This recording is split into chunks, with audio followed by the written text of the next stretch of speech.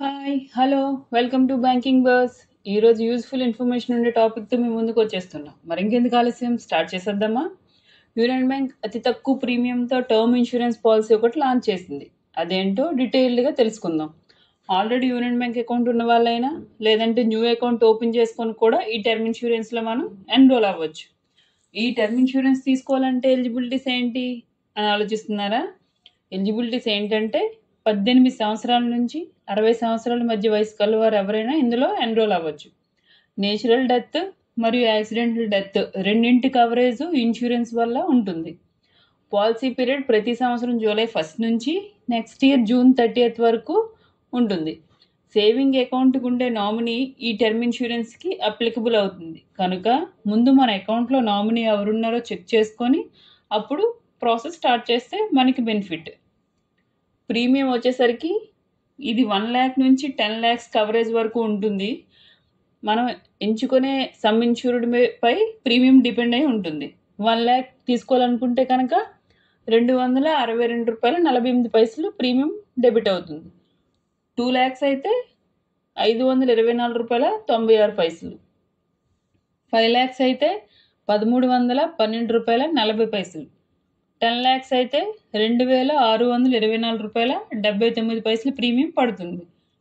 మనం జూలైలో జాయిన్ అయితే కనుక ఫుల్ ప్రీమియం పే చేయాల్సి ఉంటుంది. అలా కాకుండా జూలై తర్వాత ఆగస్టో సెప్టెంబరో అలా మనం జాయిన్ అయితే ప్రోరేటా బేస్ మీద మన ప్రీమియం అనేది డెబిట్ అవుతుంది. మరి మేము బెనిఫిట్స్ చూసాక టర్మ్ ఇన్సూరెన్స్ తీసుకోవాలనుకుంటున్నాం, ఎలా అప్లై చేయాలి అని అనుకుంటున్నారా? ఏం లేదండి, చాలా సింపుల్. మీకు అకౌంట్ ఉన్న యూనియన్ బ్యాంక్ బ్రాంచ్కి వెళ్ళి SBINS ఇన్సూరెన్స్ ఫామ్ అడిగితే వాళ్ళు ఇస్తారు.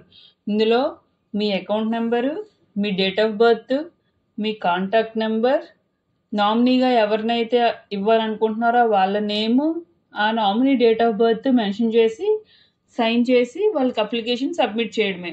అప్లికేషన్ సబ్మిట్ చేసే ముందు మన అకౌంట్లో ఏ సమ్ ఇన్సూర్డ్ అయితే తీసుకోవాలనుకుంటున్నామో దానికి సరిపడా ప్రీమియం ఉంచుకొని అప్లికేషన్ సబ్మిట్ చేయాలి.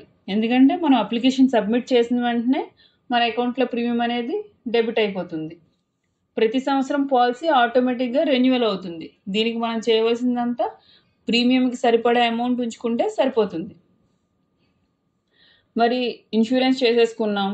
ఇన్సూరెన్స్ చేసుకున్న తర్వాత చేసుకున్న పర్సన్కి ఏదైనా జరిగితే క్లెయిమ్ ప్రాసెస్ ఎలా ఉంటుంది అంటే, ఇన్ కేస్ టర్మ్ ఇన్సూరెన్స్ తీసుకున్న పర్సన్ చనిపోతే కనుక నామినీ బ్రాంచ్కి వెళ్ళి కాంటాక్ట్ చేస్తే వాళ్ళు టోటల్ క్లెయిమ్ ప్రాసెస్ అనేది చేస్తారు.